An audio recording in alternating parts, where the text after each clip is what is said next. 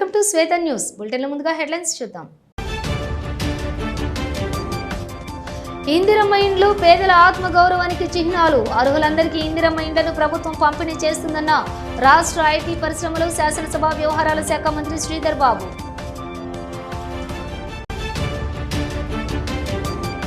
Collectorate దగ్గర BC రాష్ట్ర JAC ధర్మదీక్ష. బీసీలకు 42% రిజర్వేషన్స్ ఇవ్వాలని డిమాండ్.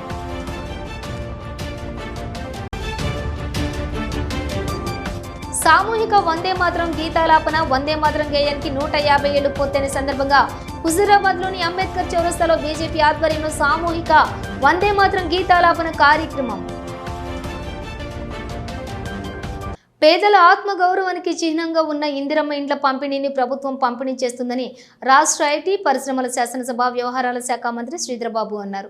బుధవారం రాత్రి మంతని మండలం అడవి సోమనపల్లి గ్రామంలోని పర్యటించి పూర్తయిన 40 ఇందిరమ్మ ఇళ్ల నిర్మాణాలు ప్రారంభించి పలు అభివృద్ధి పనులకు శంకుస్థాపన చేశారు. ఈ సందర్భంగా శ్రీధర్ బాబు మాట్లాడుతూ ప్రభుత్వం ఏర్పడినప్పటి నుండి పేద ప్రజలకు ఇచ్చినటువంటి మాట మేరకు మొదటి దఫాలోనే ప్రతి అసెంబ్లీ నియోజకవర్గం పరిధిలోని 3500 చొప్పున మొత్తం 4.5 లక్షల ఇందిరమ్మ ఇండ్లు ప్రభుత్వం మంజూరు చేస్తుందని అన్నారు. అర్హులైన ప్రతి పేదవారికి ఇచ్చినటువంటి మాట ప్రకారం ఇందిరమ్మ ఇండ్లు మంజూరు చేస్తామని, రాబోయే అసెంబ్లీ ఎన్నికలలోపు మరో 3 విడతలలో ఇందిరమ్మ ఇండ్లు మంజూరు చేయడం జరుగుతుందన్నారు.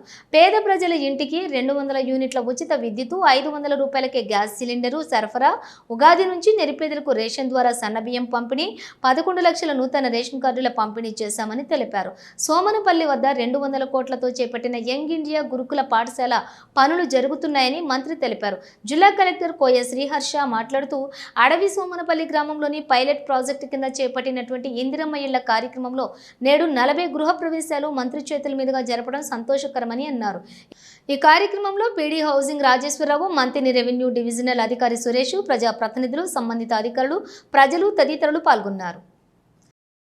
ఎవరు కడతలేదు అయినా కానీ ఈరోజు కూర్చొని కరెంటు కూడా ఇబ్బంది కాకూడదని ఇప్పుడే సబ్ స్టేషన్ ఇదే ఊర్లో 3 కోట్ల 5 లక్షల రూపాయలతో కొత్త సబ్ స్టేషన్ ఏర్పాటు చేశాం. కరెంటు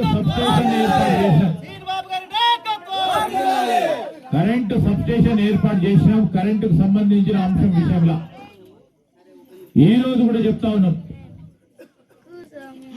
500 రూపాయలకే సిలిండర్ ఇచ్చే కార్యక్రమం చేస్తున్నాం. రైతు సోదరులు ఇక్కడ ఉంటే 2 లక్షల రూపాయల లోపు ఉన్న వారికి అందరికీ రుణమాఫీ చేసినాం. కనీసం మద్దతు ధరతో ఈ రోజు మీరు పండించిన పంటను తీసుకునే కార్యాచరణ తీసుకొని పోతా ఉన్నాం. సన్న రకాలు పండించిన వారికి బోనస్ అదనంగా 500 ఇచ్చే కార్యక్రమం చేస్తున్నాం. ఇవన్నీ చేస్తా ఉంటే ఇంకా చేయాల్సింది ఉంది. చేసే క్రమంలోనే ఈరోజు ఇందిరమ్మ ఇళ్ల కార్యక్రమాన్ని మొదలుపెట్టాం. 228 ఇళ్లు. ఇంకొద్ది మందికి సాంకేతిక పరమైన ఇబ్బందుల్లో వారికి శాంక్షన్ కాలే. ఈరోజు రికార్డు పరంగా కానీ లేకుంటే ఏదో అంశం పైన వారికి శాంక్షన్ కాకుంటే అందరికీ కూడా ఇచ్చే క్రమంలో ఆ సాంకేతిక పరమైన ఇబ్బందులు ఏమన్నా దాన్ని అధిగమించి చేసే కార్యక్రమం చేయాలని కలెక్టర్ గారికి, ఆర్టీఓ గారికి, ఎంపీడీఓ గారికి చెప్పడం జరిగింది. నేను ఎందుకు చెప్తా ఉన్నానంటే బాధ్యతాయుతంగా పోతా ఉన్నాం. చాలా వరకు కూడా ఇక్కడ ఒక ప్రధానమైన స్కూల్ వస్తుంది. ఇక్కడ దాదాపు 200 కోట్ల రూపాయలతో ఇక్కడ ఒక పాఠశాల నిర్మాణం చేయబోతా ఉన్నాం.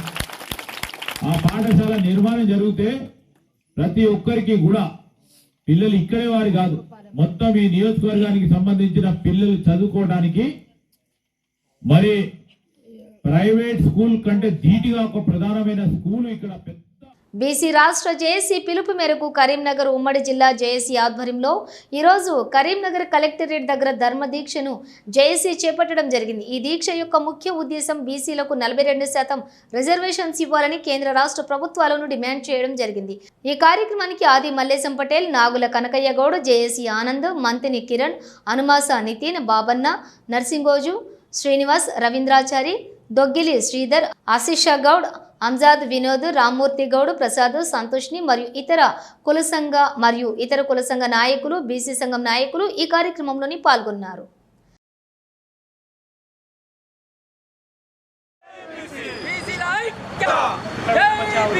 జై బీసీ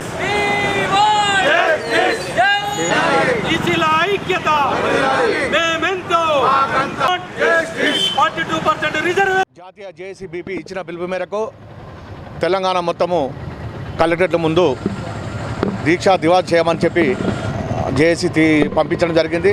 ఆ తీర్మానం ప్రకారం ఈరోజు కరీంనగర్ కలెక్టరేట్ ముందు ధర్మ దీక్ష కార్యక్రమం చేపట్టడం జరిగింది. ఇక్కడికి విచ్చేసినటువంటి పాత్రికేయ మిత్రులకు, మా కుల సంఘాల మిత్రులకు, మా జాక్ మిత్రులకు, మా జేఏసీ మిత్రులకు అందరికీ హృదయపూర్వక బీసీ వందనాలు తెలియజేసుకుంటున్నాము. మేము గతం నుంచి ఒక 3-4 నెలల నుండి కొట్లాడుతూనే ఉన్నాము. రిజర్వేషన్ 42 రిజర్వేషన్ అమలు చేయాలి. మా స్థానిక సంస్థలో కాదు, మీరు ఇచ్చే స్థానిక సంస్థ మాకు అవసరం లేదు, చట్టసభలో రిజర్వేషన్ ఇవ్వాలని చెప్పి మేము పోరాటం చేస్తూనే ఉన్నాం. అయినా మీ ప్రభుత్వాలు ఇద్దరికి, కేంద్ర ప్రభుత్వం రాష్ట్ర ప్రభుత్వానికి నిమ్మకు నీరెత్తినట్టుగా ఉందోతనంగా వ్యవహరిస్తున్నారు. ఇది కరెక్ట్ పద్ధతి కాదని చెప్పి మేము హెచ్చరిస్తున్నాం బీసీ సంఘాల తరఫున. ఎందుకంటే 9 జీవో తీసుకొచ్చారు. ఆ 9 జీవో రాష్ట్ర ప్రభుత్వం, కేంద్ర ప్రభుత్వం సంబంధించినటువంటి గవర్నర్ రాష్ట్రపతి దగ్గర పెండింగ్లో ఉన్నది. పెండింగ్లో ఉండగా మీరు ఢిల్లీ నుంచి హైదరాబాద్ నుంచి ఢిల్లీ పోయి అక్కడ జంతర్ మంతర్ ధర్నా చేశారు. ఎందుకోసం ధర్నా చేశారో ప్రజలకు, బీసీ ప్రజలకు తెలియజేయాలని చెప్పి మేము అడుగుతున్నాము. రాబోయే రోజుల్లో ఖబర్దార్ ఇంకా ముందస్తు చాలా పెద్ద ఎత్తున కార్యక్రమం రూపుదాల్చుకుంటామని చెప్పి తెలియజేస్తున్నాము. 42% రిజర్వేషన్ల గురించి ఒక పల్లె నుంచి ఢిల్లీ దాకా ఈ ఒక కార్యక్రమాన్ని చేపట్టాము. మొన్న పోలీసు వాళ్ళు మమ్మల్ని ఎంత కూడా నిర్బంధించినా మా కార్యక్రమాన్ని చేశాము.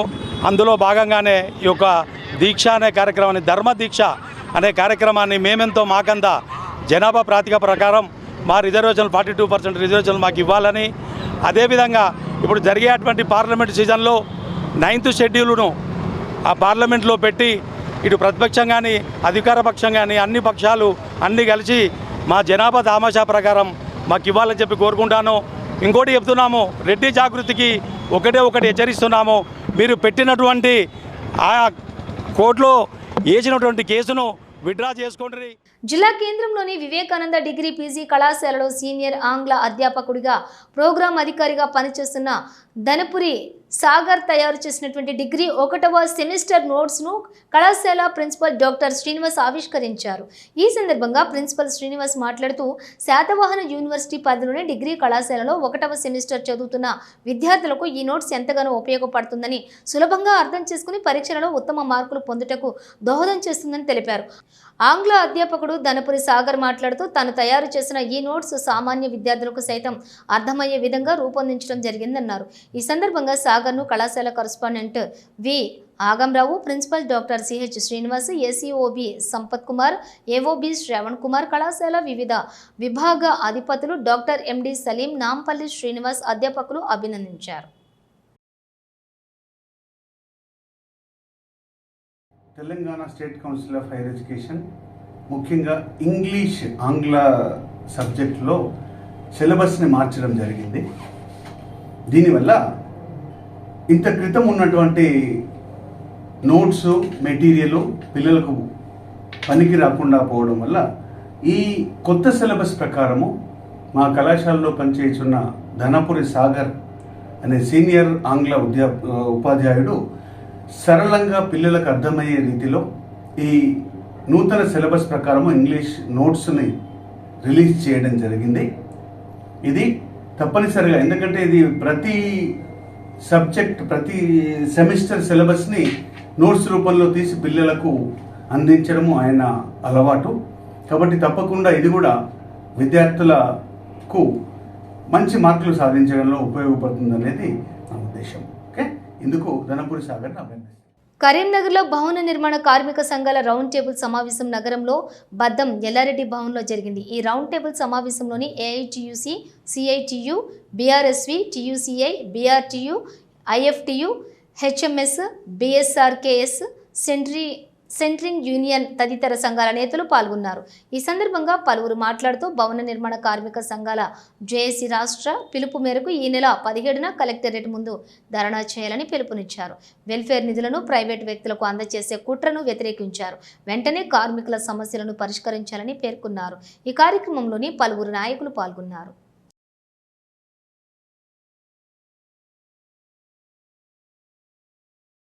భవన నిర్మాణ కార్మికుల వెల్ఫేర్ బోర్డు నిధులను ప్రైవేటు ఇన్సూరెన్స్ కంపెనీలకు అప్పజెప్పే ప్రయత్నం రాష్ట్ర ప్రభుత్వం చేస్తూ ఉంది. ఈ ప్రతిపాదనను వ్యతిరేకిస్తూ ఉన్నాం. అట్లాగే హెల్త్ టెస్టుల పేరు మీద ప్రతి భవన నిర్మాణ కార్మికునికి ఆ హెల్త్ టెస్టులు చేసి వెల్ఫేర్ బోర్డు నిధుల నుండి 3,950 రూపాయలు దోసుకుంటున్న పరిస్థితి ఉంది. ఈ హెల్త్ టెస్టుల వల్ల లేబర్కు ఎలాంటి ఉపయోగం లేదు. అట్లాగే ప్రైవేట్ ఇన్సూరెన్స్ కంపెనీలకు ఇవ్వడం వల్ల మొత్తం ప్రైవేట్ ఇన్సూరెన్స్లకు ఎలాంటి అర్హత లేని ప్రైవేట్ ఇన్సూరెన్స్ కంపెనీలకు ఇవ్వడం వల్ల వాళ్ళు ప్రైవేట్ ఇన్సూరెన్స్ కంపెనీలు బతుకుతున్నాయి తప్ప భవన నిర్మాణ కార్మికులు బతికే పరిస్థితి లేదు. అట్లాగే అవినీతి ఎక్కువగా పెరిగేదానికి ఆస్కారం ఉంటుంది. అట్లాగే ఇన్సూరెన్స్ కంపెనీలు అవి ఎక్కడ ఉంటాయో తెలియదు. అది ముంబైలో ఉండవచ్చు, మహారాష్ట్రలో ఉండవచ్చు, ఏనైనా ఉండవచ్చు. ఇప్పుడు అదే లేబర్ ఆఫీస్లో ఉంటే ఆ కార్డు నమోదు కావచ్చు, రెన్యువలే కావచ్చు, క్లెయిమ్లే కావచ్చు, ఇన్సూరెన్స్లే కావచ్చు, ఏదైనా చేసుకునే దానికోసం లేబర్ ఆఫీసర్ ఉంటుంది. అంటే లేబర్ ఆఫీసర్ పూర్తిగా తొలగించే ప్రయత్నం కార్మిక శాఖ కార్యాలయమే లేకుండా లేస్తున్న పరిస్థితి. అన్యాయాలకు రాష్ట్ర జేఏసీగా ఏర్పడి అన్ని జిల్లాల్లోని కార్మిక సంఘాలు, భవన నిర్మాణ కార్మిక సంఘాలు ఏర్పడి కలెక్టరేట్ కాడ ధర్నాలు నిర్వహించడం జరుగుతుంది. అదేవిధంగా నవంబర్ 25న హైదరాబాద్లో జరిగే కమిషనర్ కార్యాలయాన్ని ముట్టడించేందుకు జేఏసీగా రాష్ట్ర పిలుపు మేరకు మేము సుత మా జిల్లా తరఫున మేము సుత ఓకే చెప్తున్నాం. అలాగే భవన నిర్మాణ కార్మిక సంఘాలు సిఎస్సి సెంటర్లు రద్దు చేయాలి. అలాగే రెన్యువల్ కాని బాపతి 13 లక్షల మంది కార్డులను వెంటనే అమలు చేయాలి. అమలు చేయడం లేకపోతే ఖచ్చితంగా మేము ఈ 17 తారీఖు నాడు జిల్లా వ్యాప్తంగా మేము కలెక్టరేట్ ముందు ధర్నా చేయడానికి సిద్ధంగా ఉన్నాం. స్థానికల సంస్థల్లో ఓటు హక్కు, ఓటర్ నమోదు ఈ కార్యక్రమాన్ని కాంగ్రెస్ నేత ఆల్ఫోర్స్ విద్యా సంస్థల అధినేత డాక్టర్ నరేందర్ రెడ్డి ప్రారంభించారు. ఈ సందర్భంగా ఆయన మాట్లాడుతూ ఎండి అజీం చక్కటి కార్యక్రమం ఏర్పాటు చేశారన్నారు. ఈ కౌంటర్ 3 రోజుల పాటు ఉంటుందన్నారు. ఈ అవకాశం అందరూ సద్వినియోగం చేసుకోవాలని పేర్కొన్నారు. కార్యక్రమంలోని కాంగ్రెస్ మైనారిటీ నేత ఎండి అజీం తదితరులు పాల్గొన్నారు.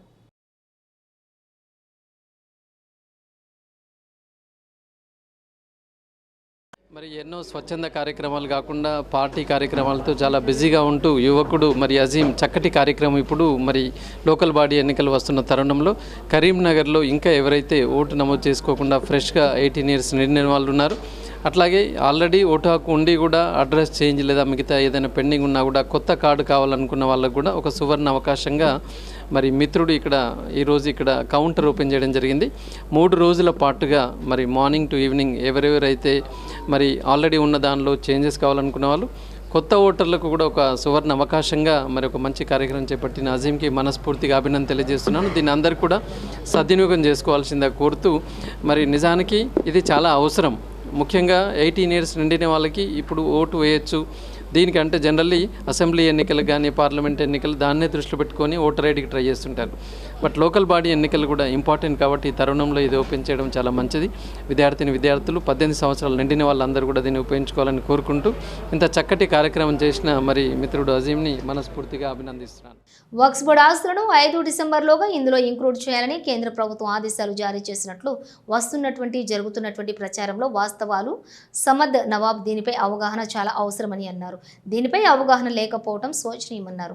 కరీంనగర్లోని 18న ఉదయం 11 గంటలకు తెలంగాణ స్టేట్ చైర్మన్ సయ్యద్ అజ్మతుల్లా హుస్సేని అవగాహన సదస్సులో పాల్గొంటారని పేర్కొన్నారు.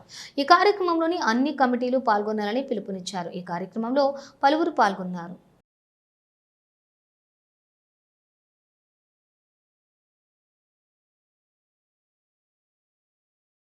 కరీంనగర్కి ప్రాజెక్టర్ ద్వారా వచ్చి ఒక అవగాహన సదస్సు చేస్తారు. దాంట్లో ముఖ్యంగా మాట్లాడేది ఏంటంటే కరీంనగర్ ఉమ్మడి జిల్లాకు సంబంధించిన ఖబరస్థాన్ కమిటీలు, ఈద్గా కమిటీలు, దర్గా కమిటీలు, మస్జిద్ కమిటీలు, మదర్సా కమిటీలు 1991లో గజిట్ ఏది ఉన్నదో ఆ గజిట్లో మొత్తం ఉన్నది.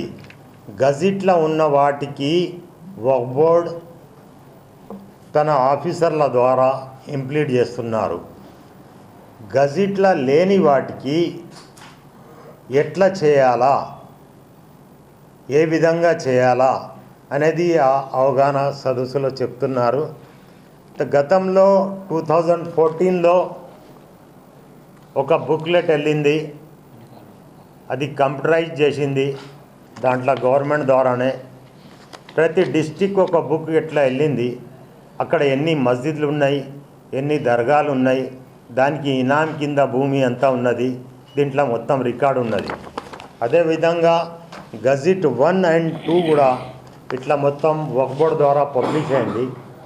91 తర్వాత వక్ఫ్ బోర్డ్ ఎవరికైనా కొత్త బాడీ వేసినచో ఈ బుక్లో లేవు. ఆ లేని వాటికి ఎట్లా చేయాలా? నాణ్యమైన విద్యను అందించడమే తమ లక్ష్యమని జ్యోతిష్మతి విద్యా సంస్థల అధినేత జువ్వాడి సాగర్రావు పేర్కొన్నారు. కరీంనగర్ జిల్లా తిమ్మాపూర్ మండలం కేంద్రంలోని Jyothishmathi institute of technological and science autonomous కళాశాలలోని BTech computer science and engineering విద్యార్థిని NM Harshitha Jawaharlal Nehru technological university Hyderabad 2025 డిసెంబర్లోని నిర్వహించనున్న 14వ స్నాతకోత్సవం సందర్భంగా 3 ప్రతిష్టాత్మక విశ్వవిద్యాలయ బంగారు పతకాలు సాధించారు. ఈ సందర్భంగా విద్యా సంస్థల చైర్మన్ జువ్వాడి సాగర్రావు ఆమెను సన్మానించి ₹1,00,000 విలువ గల చెక్కును అందజేశారు. ఈ సందర్భంగా విద్యార్థి తల్లిదండ్రులను అధ్యాపక బృందాన్ని అభినందించారు. ఈ సందర్భంగా జ్యోతిష్మతి కళాశాల చైర్మన్ జువ్వాడి సాగర్రావు మాట్లాడారు. తమ కళాశాలలో నాణ్యమైన విద్యను అందజేయటమే తమ లక్ష్యమన్నారు. జ్యోతిష్మతిలోని చదివినటువంటి విద్యార్థులు ఉన్నత స్థాయికి ఎదిగిన వారు ఎంతో మంది ఉన్నారని గుర్తు చేశారు. ఈ కార్యక్రమంలోని కరెస్పాండెంట్ సుమిత్ సాయి, ప్రిన్సిపల్ అనిల్ కుమార్, డీన్ పీకే వైశాలి, విభాగాధిపతులు తదితరులు పాల్గొన్నారు.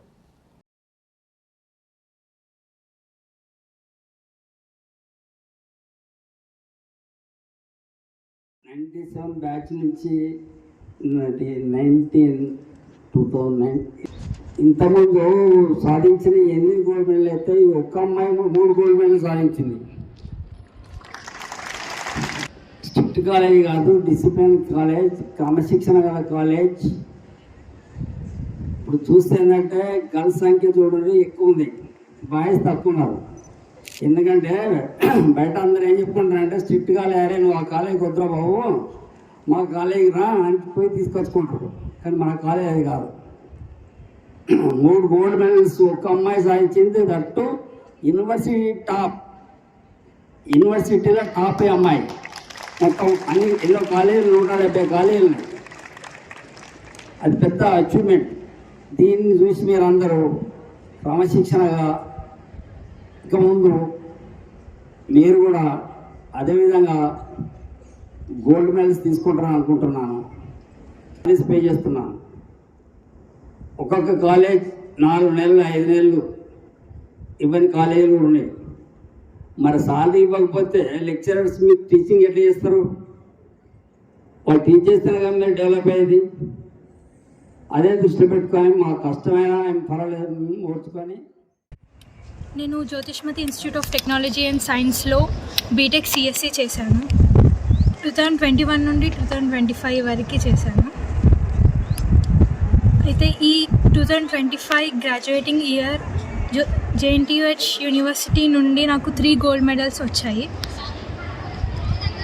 Best outgoing student CSC out of all JNTUH affiliated colleges for securing mathematics 1లో హైయెస్ట్ ర్యాంక్స్ వచ్చినందుకు, ఇంకా first rank out of all JNTUH affiliated colleges, ఇందుకు నాకు 3 గోల్డ్ మెడల్స్ వచ్చాయి. అండ్ నా ఈ సక్సెస్లో నేను నా college Jyothishmathi institute of technology and సైన్స్కి నా ధన్యవాదాలు తెలుపుకుంటున్నాను. వాళ్ళు లేకుండా నేను ఇంత దూరం వరకు వచ్చేదాన్ని కాదు. మా చైర్మన్ సార్ జె సాగర్రావు గారు మాకు అందించిన రిసోర్సెస్ కానీ ఆపర్చునిటీస్ కానీ చాలా హెల్ప్ అయ్యాయి నా జర్నీలో. కరీంనగర్ జిల్లా హుజూరాబాద్లో సామూహిక వందే మాతరం గీతాలాపన చేశారు. వందే మాతరం గేయానికి 150 ఏళ్లు పూర్తయిన సందర్భంగా కేంద్ర రాష్ట్ర ప్రభుత్వాలు పిలుపునివ్వగా ప్రభుత్వాల ఆదేశాల మేరకు హుజూరాబాద్లోని అంబేద్కర్ చౌరస్తాలో బీజేపీ ఆధ్వర్యంలో సామూహిక వందే మాతరం గీతాలాపన కార్యక్రమం నిర్వహించారు. ముఖ్య అతిథిగా జిల్లా అధ్యక్షులు గంగాడి కృష్ణారెడ్డి పాల్గొని ప్రజలతో కలిసి వందే మాతరం గీతం ఆలపించారు. ఈ సందర్భంగా ఆయన మాట్లాడుతూ ఆనాడు బ్రిటిష్ పాలకులను తరిమి కొట్టడానికి ఈ గీతం మంత్రంలా పనిచేస్తుందన్నారు. ఇప్పుడు ఉగ్రవాదుల గుండెల్లో భయం పుట్టేలా ఈ గీతం మంత్రంగా పనిచేయాలని అన్నారు. ఈ కార్యక్రమంలోని పాల్గొన్న వారికి కృతజ్ఞతలు అని చెప్పారు. ఈ కార్యక్రమంలో బీజేపీ పట్టణ మండల అధ్యక్షులు, పార్టీ నాయకులు, కార్యకర్తలు, విద్యార్థులు, ప్రజలు పాల్గొన్నారు.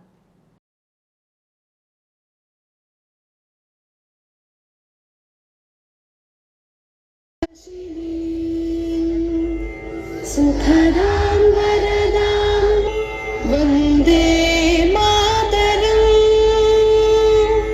కోటి కోటి కోటి కోటి मुझे धृत कर करवाले अबला के नो ఏ తో మామి తారిణి. హైదరాబాద్ శాఖ ఆధ్వర్యంలో వందే మాతర గేయానికి 150 సంవత్సరాలు పూర్తయిన సందర్భంగా స్థానిక అంబేద్కర్ చౌరస్తాలో సామూహిక వందే మాతర గీతాలాపన కార్యక్రమాన్ని నిర్వహించడం జరిగింది. దీనిలో చాలామంది ప్రజలు, విద్యార్థులు అందరూ కూడా పెద్ద ఎత్తున పాల్గొనడం జరిగింది. ఈరోజు బంకిం చంద్ర చటర్జీ గారు రచించినటువంటి వందే మాతర గేయానికి 150 సంవత్సరాలు పూర్తయింది. 1875లో రచించినటువంటి ఆ గేయం నేటికి 150 సంవత్సరాలు పూర్తయిన సందర్భంగా నవంబర్ 7వ తారీఖు నుంచి కూడా సంవత్సరం కాలం పాటు ఈ యొక్క పెద్ద ఎత్తున ఈ యొక్క వందే మాతర 150 సంవత్సరాల సెలబ్రేషన్స్ నిర్వహించడానికి కేంద్ర ప్రభుత్వం అనేక రాష్ట్ర ప్రభుత్వాలు కూడా నిర్ణయించడం జరిగింది.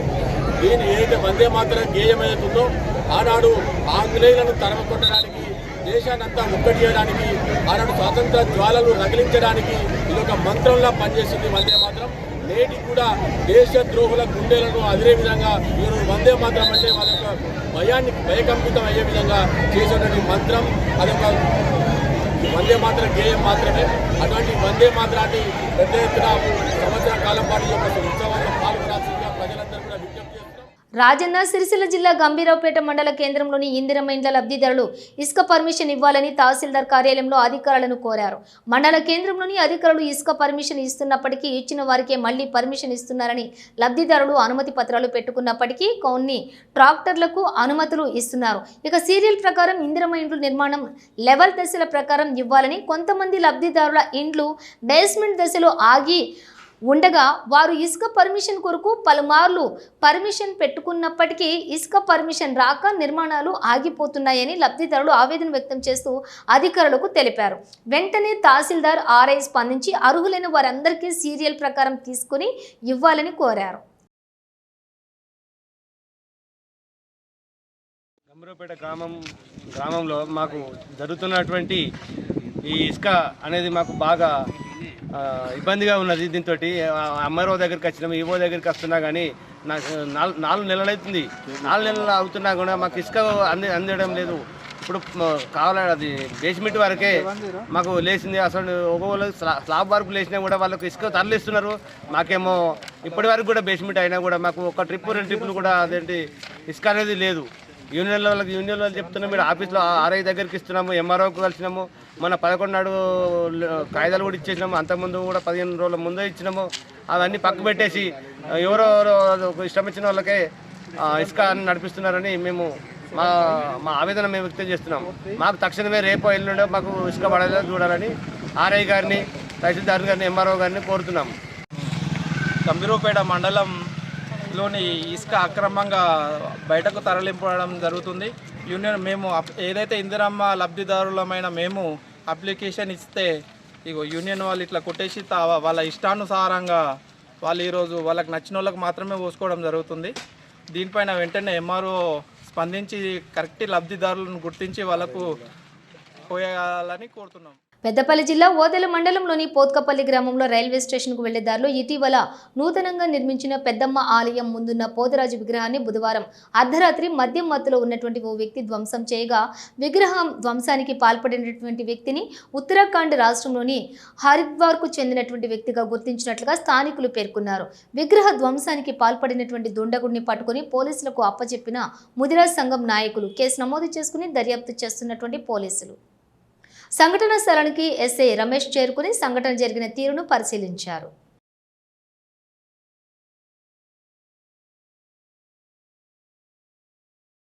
పొద్దున ఉదయం బాగానాకు దిగిండి అతను. గుర్తు తెలియదు, మన భాష రాదు, ఏం రాదు ఆయనకు. నేను వచ్చి పంపించిన ఇక్కడ అమ్మాలోళ్ళు ఉండే లారీ లోడ్ చేస్తుంటే వచ్చి అంజన ఎవరో గుర్తు తెలియదు అంటే నేను ఉరికి వచ్చి ఎల్లగొట్టినాక వాడు మళ్ళీ 2 గంటలకు వచ్చి ఇటు తిరిగిండు. మళ్ళీ సాయంత్రం వేళ ఇక్కడికి వచ్చి ఇక్కడ వండుకుంటే మేము కూడా గుడి తాళాలు వేసిన వెళ్ళగొట్టినాం. మళ్ళీ వచ్చి దీన్ని వడగొట్టి వెళ్ళిపోయాడు. అంతలో మేము అందరం వచ్చిన పోలీస్ డిపార్ట్మెంట్ వాళ్ళు వచ్చిన ఎస్ఐ కూడా వచ్చిండు, మాట్లాడండి ఆయన పట్టుకపోయారు. మేము లేదు కానీ సార్ పొద్దున కేసు పెట్టమన్నాడు. కేసు పెడితే వాని మీద తగిన చర్య వేసుకుంటా అని చెప్తాను. పెద్దపల్లి జిల్లా కేంద్రంలో పట్టణ నది ఒడ్డున ఉన్నటువంటి చెట్లను బస్ డిపో పేరిట ఏళ్ల నాటి మహావృక్షాలను నరికివేయటాన్ని స్థానికులు అడ్డుకున్నారు. బస్ డిపో పట్టణానికి రావడం సంతోషమే అయినా పట్టణ నది ఒడ్డున ఉన్నటువంటి చెట్లను నరికివేయటం బాధాకరమని స్థానికులు వాపోయారు. నిజానికి బస్సు డిపో అనేది ఊరికి శివార్లో ఉంటే మంచిదని అభిప్రాయం వ్యక్తం చేస్తున్నారు.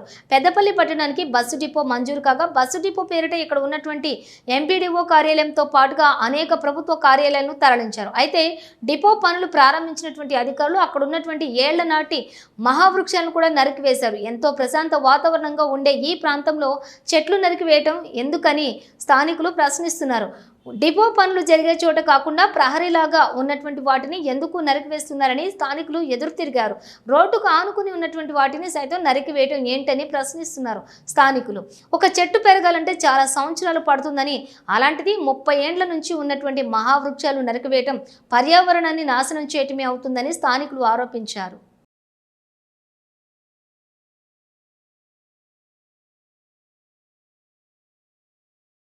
ఈరోజు ఈ చెట్లను నరకడం వల్ల ఏదైతే ఎంపీడీఓ ఆఫీస్ను బస్ డిపో కేటాయించడమే అదొక సరైన నిర్ణయం కాదని మా అభిప్రాయం. ఈ చెట్లను నరకడం వల్ల అన్ని చెట్లకు మార్కింగ్ ఇవ్వడం జరిగింది. అసలు పర్మిషన్ తీసుకున్నారో లేదో తెలియదు, కానీ వీకే ఎక్కడైతే చెట్లు నరకాల్సిన ఖచ్చితంగా అవసరం ఉందో ఆ చెట్టునే నరకండి తప్ప మిగతా చెట్టు నరకడం వల్ల ఆ పర్యావరణానికి పెద్దపల్లి మున్సిపల్ పరిధిలో ఇంత అందమైన చెట్లు 50 సంవత్సరాల చెట్లు ఉన్నవి, వాటిని నరకడం వల్ల పర్యావరణానికి చాలా నష్టం జరుగుతుంది. అదేవిధంగా ఇంతకు పెద్దపల్లి గుండెకాయ లాంటి ఈ స్థలంలో బస్ డిపో అవసరమా మళ్ళొక్కసారి ఆలోచించండి. బస్ డిపోను గ్రామ శివార్లోకి వెళ్తే ఇంకా పెద్ద బస్ డిపో కట్టుకోవచ్చు. దానికి సంబంధించిన టెక్నికల్ సంబంధించిన వర్క్షాప్స్ కానీ అలాంటి డెవలప్ చేసుకునే అవకాశం ఉంది. ఈ చాలని స్థలంలో బస్ డిపోను ఏర్పాటు చేయడం వల్ల ఇక్కడున్న ఎంపీడీఓ ఆఫీసులు, కార్యాలయాలు, ప్రజలకు అందుబాటులో ఉండే ఆఫీసులను తొలగించడం వల్ల ప్రజలకు ఇబ్బంది జరుగుతుంది. ఈ కాలనీ పక్కన ఉన్నటువంటి ఆఫీసులు ఏవైతే ఉన్నాయో MPDO office, mission Bhagiratha office, ఇందులో చాలా ఆఫీసులు ఉన్నాయి ఖాళీ ప్లేస్లో. ఈ ఆఫీసులను తొలగించి ఇక్కడ బస్ డిపో నిర్మాణానికి ఈ స్థలాన్ని నగరాన్ని నడిబొడ్డున ఉన్నటువంటి ఈ స్థలాన్ని కేటాయించడం సమంజసం కాదని మా యొక్క అభిప్రాయం. అలాగే ఇందులో ఉన్నటువంటి చాలా వరకు పురాతనమైన చెట్లు, ఒక 50-60 సంవత్సరాల నుంచి మా చిన్నప్పటి నుండి చూస్తున్నాం ఈ చెట్లను. వాటిని అన్నిటినీ తొలగించడం జరుగుతుంది. కావున ఇంతవరకు మీకు ఏ మేరకు అవసరం ఉన్నదో ఆ చెట్లను మాత్రమే తొలగించి మిగతా బౌండరీ లైన్లో ఉన్న చెట్లన్నీ అలాగే ఉంచాలి అని మేము అభిప్రాయపడుతున్నాం. వాటి వల్ల ఆ చెట్లన్నీ తొలగిస్తే ఇప్పటికే మేము కోతుల బెడతతో చాలా ఇబ్బంది పడుతున్నాం. ఈ పూర్తి చెట్లు తొలగించినట్టయితే అవి మా నివాస గృహాల మీద దాడి చేయడం జరుగుతుంది. మాకెంతో ప్రమాదకరంగా మారుతుంది. సిద్దిపేట జిల్లా బెజ్జంకి మండల కేంద్రంలోని ఎడ్లబండి చౌరస్తా వద్ద మహావిష్ణువుకు వాహనమైనటువంటి శక్తివంతమైన గురుత్మంతుని విగ్రహ ఆవిష్కరణ గురువారం భక్తి శ్రద్ధల మధ్య ఘనంగా జరిగింది. శ్రీ లక్ష్మీ నృసింహస్వామి ఆలయానికి వెళ్లే ప్రధాన రహదారిలో సుమారుగా 3 లక్షల వ్యయంతో 18 అడుగుల ఎత్తుతో నమస్కార భంగిమలో రెక్కలు విప్పి నిలిచినటువంటి గురుత్మంతుని ఈ విగ్రహాన్ని ప్రతిష్ఠించారు. ఉదయం శుభముహూర్తంలోని వేద మంత్రాలతో పూజలు, హోమాలు నిర్వహించారు. గరుడ ప్రతిష్ఠ హోమం అనంతరం విగ్రహ ఆవిష్కరణ కార్యక్రమం ప్రత్యేకంగా జరిగింది. భక్తులు పెద్ద సంఖ్యలో హాజరై గురుత్మంతునికి నమస్కరించి ఆశీర్వాదాలు పొందారు. ఆ తర్వాత అన్నదాన వితరణ కార్యక్రమం నిర్వహించగా వందలాది మంది భక్తులు పాల్గొని ప్రసాదాన్ని స్వీకరించారు. ఈ సందర్భంగా నిర్వాహకులు మాట్లాడుతూ గురుత్మంతుడు శౌర్యం, భక్తి సేవకు ప్రతీక అని, ఆయన విగ్రహం ప్రతిష్టతో ప్రాంతానికి ఆధ్యాత్మిక శోభ పెరిగిందని తెలిపారు. భక్తుల సమక్షంలోని కార్యక్రమం విజయవంతంగా ముగిసింది. బులెటిన్ ముగించే ముందు హెడ్లైన్స్ మరోసారి. ఇందిరమ్మ ఇండ్లు పేదల ఆత్మగౌరవానికి చిహ్నాలు. అర్హులందరికీ ఇందిరమ్మ ఇండ్లను ప్రభుత్వం పంపిణీ చేస్తుందన్న రాష్ట్ర ఐటీ పరిశ్రమలు శాసనసభ వ్యవహారాల శాఖ మంత్రి శ్రీధర్ బాబు.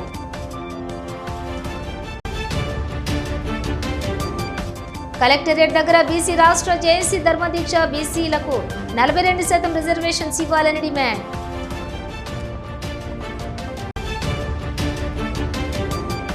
సామూహిక వందే మాతరం గీతాలాపన. వందే మాతరం గేయానికి 150 ఏళ్లు పూర్తయిన సందర్భంగా హుజూరాబాద్లోని అంబేద్కర్ చౌరస్తాలో బీజేపీ ఆధ్వర్యంలో సామూహిక వందే మాతరం గీతాలాపన కార్యక్రమం. ఇవి బులెటిన్ డీటెయిల్స్. చూస్తూనే ఉండండి శ్వేత న్యూస్.